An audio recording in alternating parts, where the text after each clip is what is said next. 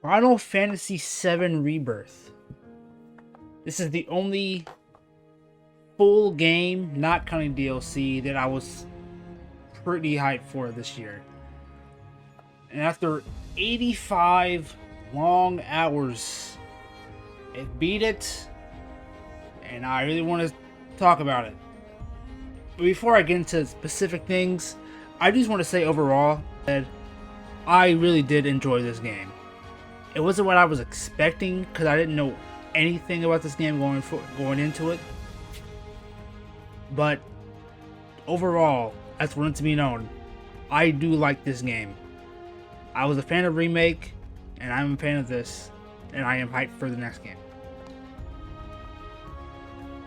Right before this game came out, I spent a full day going through the entire Crisis Core in the original Final Fantasy VII story plot. And I made this giant Google Doc laying out every single plot point and piece of information that I could, so I can at the very least be somewhat in the know of when things change, because I knew a lot of things were going to change. And I'm very glad I did that, because a lot of things did change. There were small changes, but then there was also very big plot points that changed. Like right out of the gate, the first 15 minutes of the game, big changes happen. I saw a lot of people say that these games are more like sequels to the original, and they're kind of right, because I couldn't imagine playing Remake or Rebirth without knowing the original story, at least somewhat. I think that'll be a unique experience, just playing Remake into Rebirth. But I think there's so many changes and to the story that I feel like the only way to really appreciate it is at least knowing the original story. Now, I'm not the best at giving reviews on stories because I'm not a writer or a reader for that matter. So even though I can follow story plots well, I can't really analyze and break down a story. Like, why does a blah blah blah make sense? Why does this character doing this make sense? Or why does it not make sense? So I don't want to spend that long on it for this video. But there is one key point with the story that I want to bring up, and it will tie into my entire thoughts on the game. During my playthrough, it probably took me a bit longer than most to realize this game is going to be very Sephiroth focused. And what I mean by that is just main story focused ish. And what I mean by that is this game isn't as linear as Remake. And I probably should have realized that when I saw the giant open world that this game has at the very beginning of the game, instead of stages. But my dumb meat brain can't process things fast, and it took me until the gold saucer to realize that. And I realized that again at the gold saucer when Aerith was all, we can take a break, we can, there's no rush, right? And when it also clicked with me after the Dyne and Bear story, and they were like, where are we going? And then they were like, I don't know, just away from here. Teensy little break. All those in favor? Me.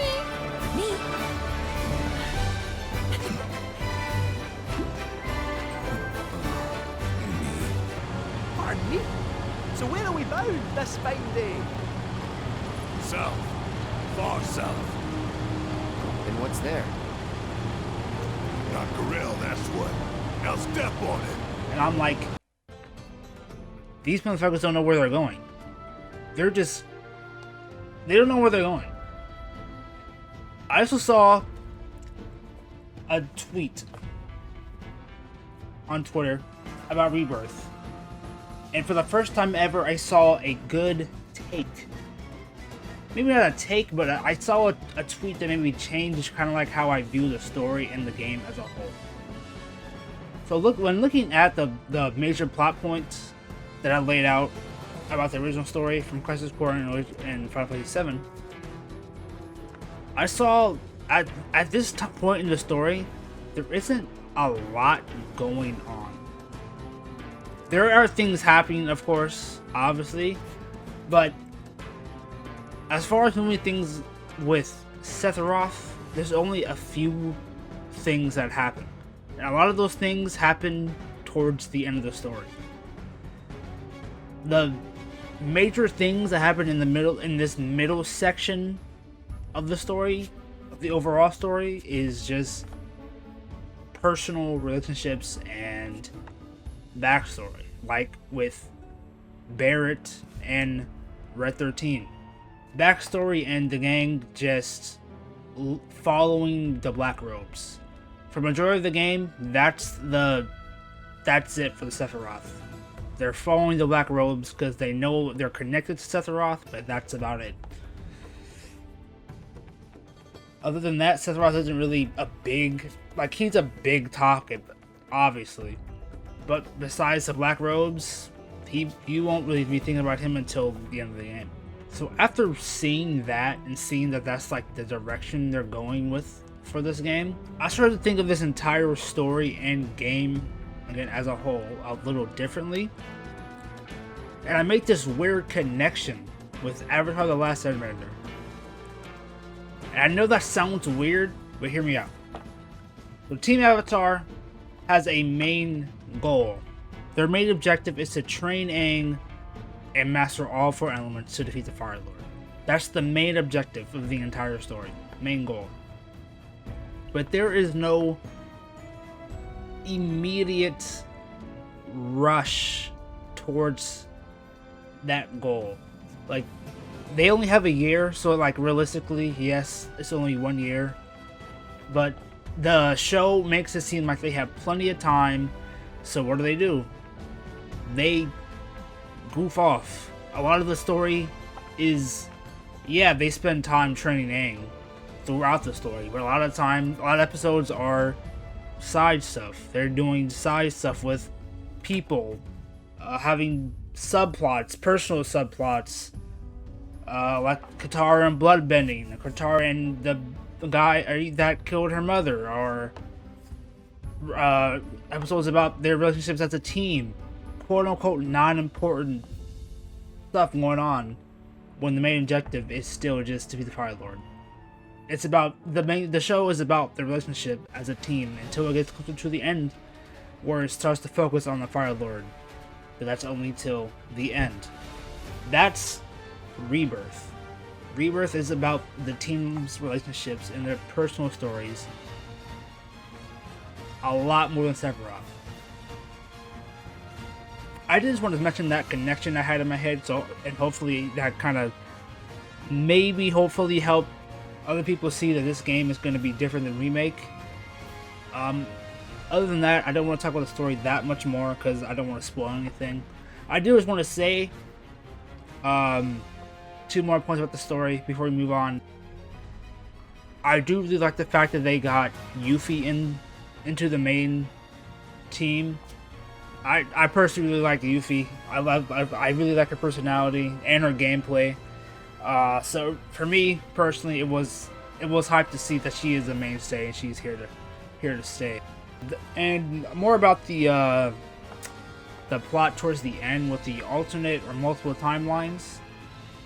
Small spoiler, I guess, but we kind of knew about that. But they really start to get into it at the very end of the game. And at first, I wasn't expecting them to go this heavy on the alternate timelines.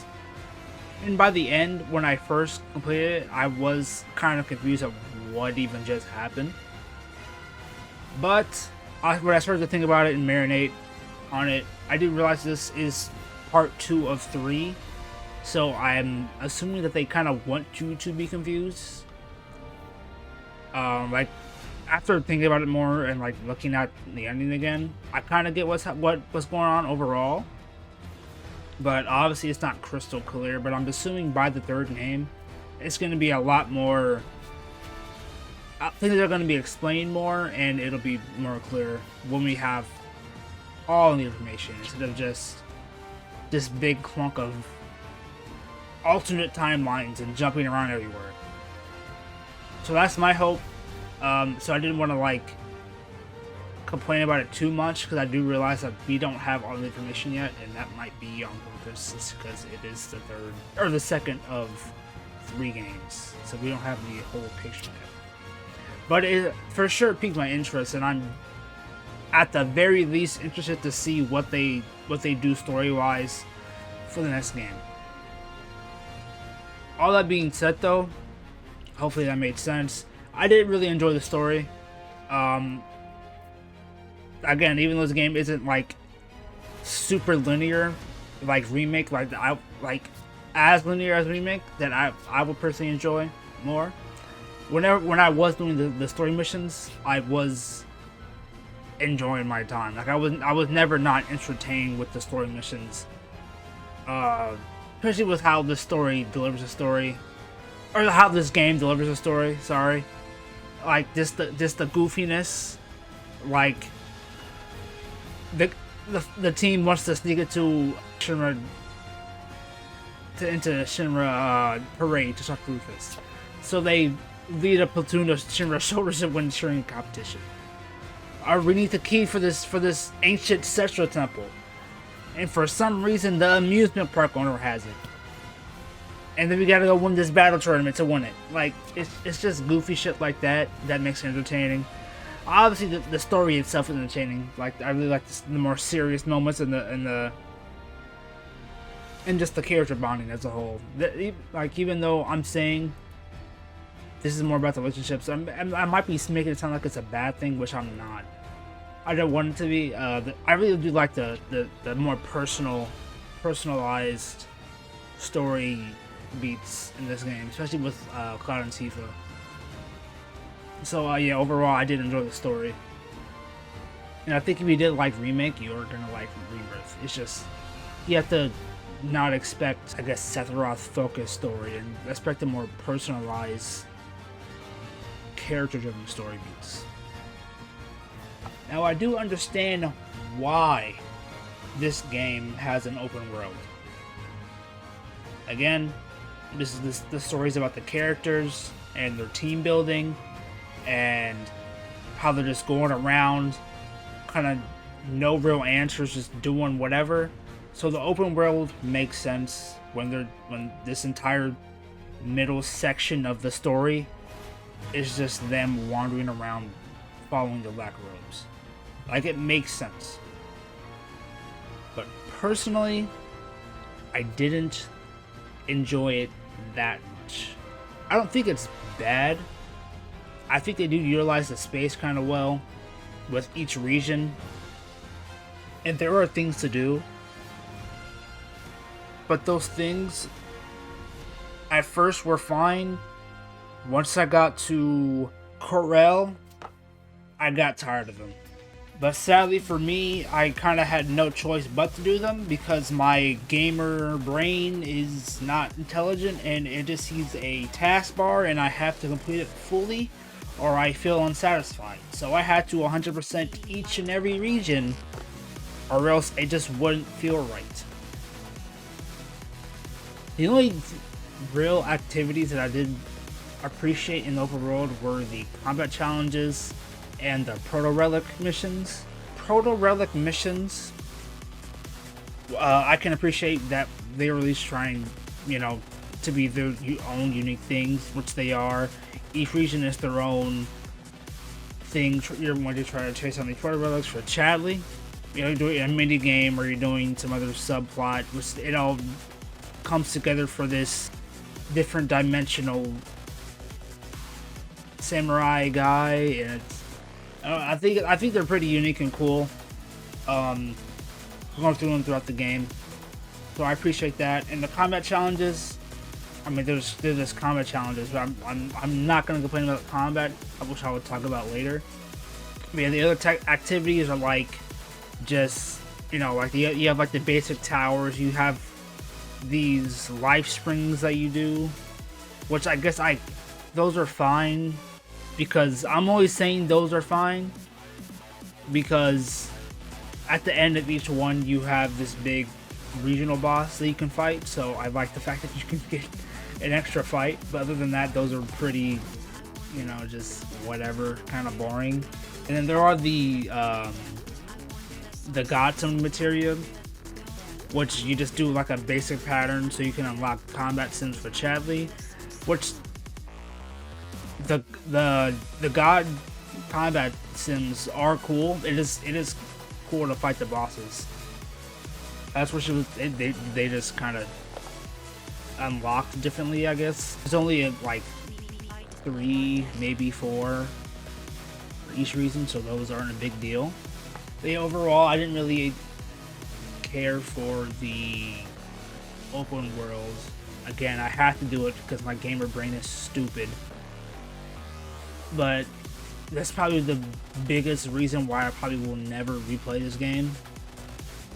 At least for some years. Like, I replayed Remake a couple of times between the release of it and Rebirth, but I don't think I'm ever going to replay Rebirth. And if I do, it'll just be very, very story focused with the New Game Plus.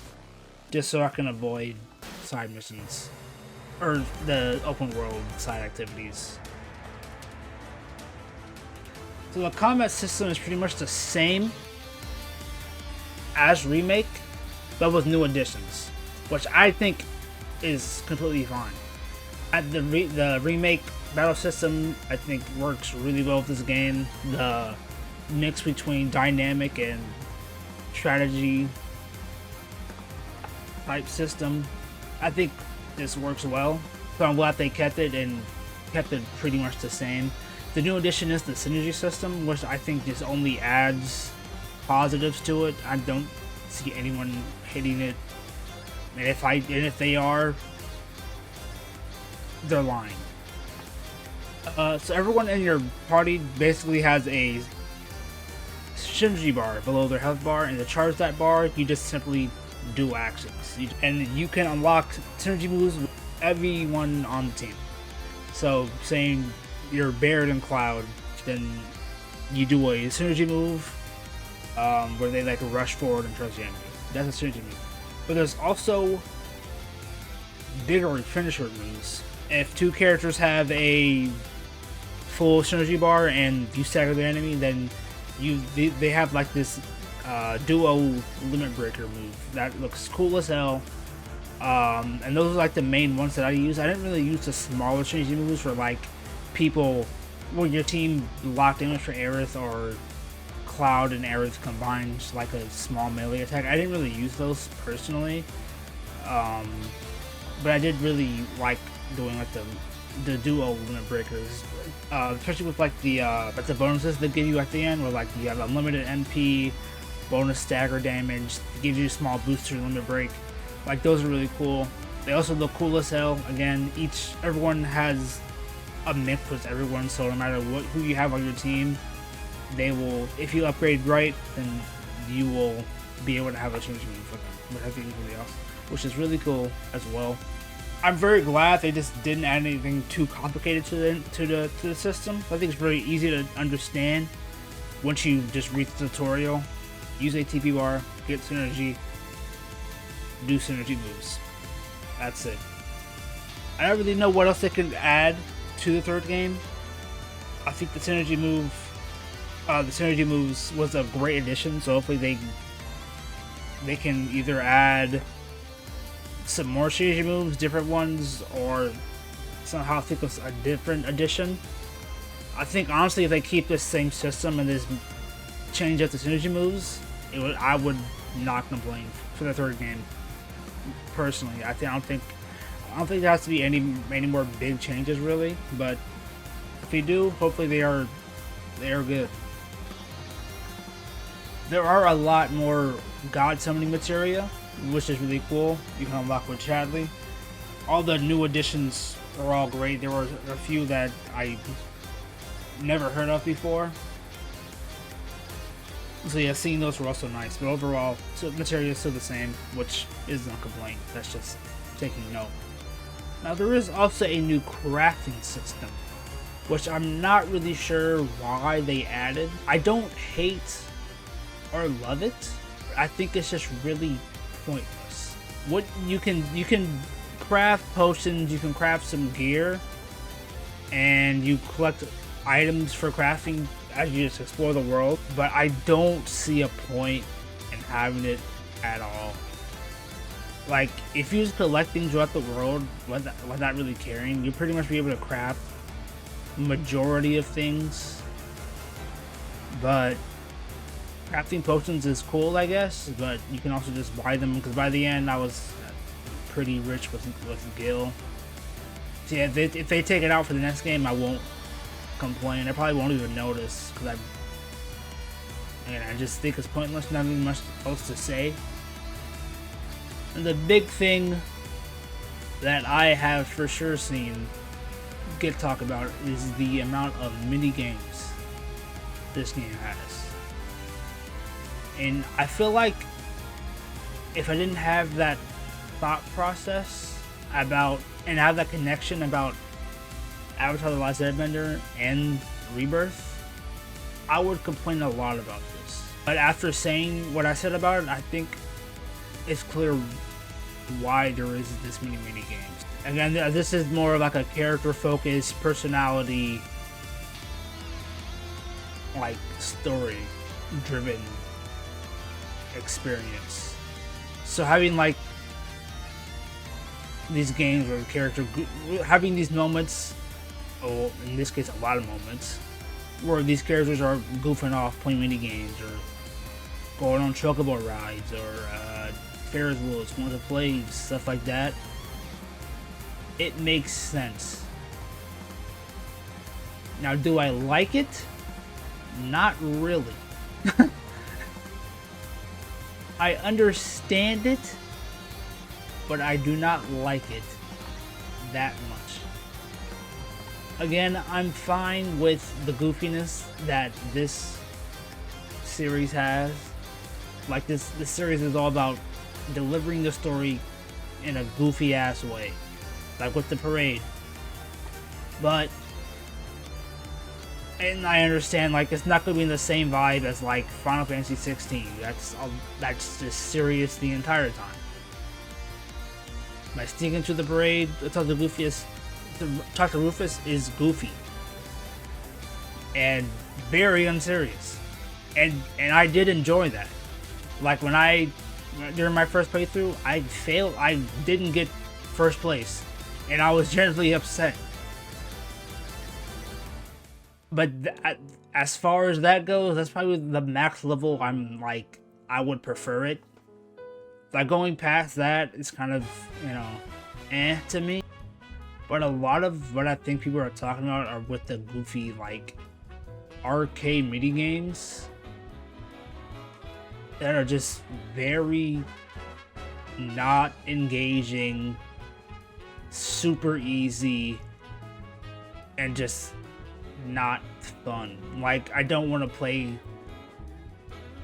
like Chocobo Mario Kart or Galaga 2.0 or this super easy bike mini game from Remake. I would prefer you just cut those things out. Like, yeah, I would, like, I know they want to show them having a good time. They want you to actually play them having a good time at the Golden Saucer and have more arcadey feel.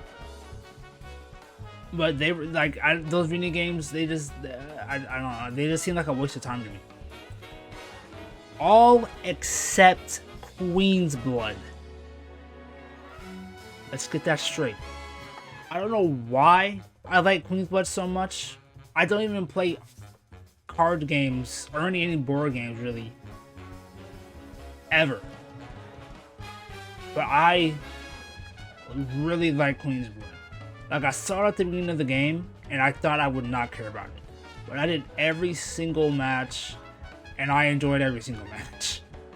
Like, I really want them to make it a mobile game, even just like against bots.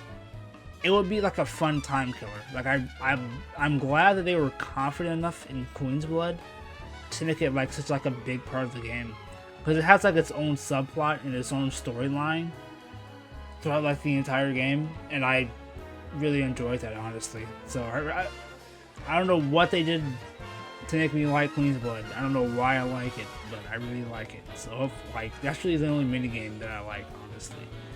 So I hope they make it a mobile game, to be honest.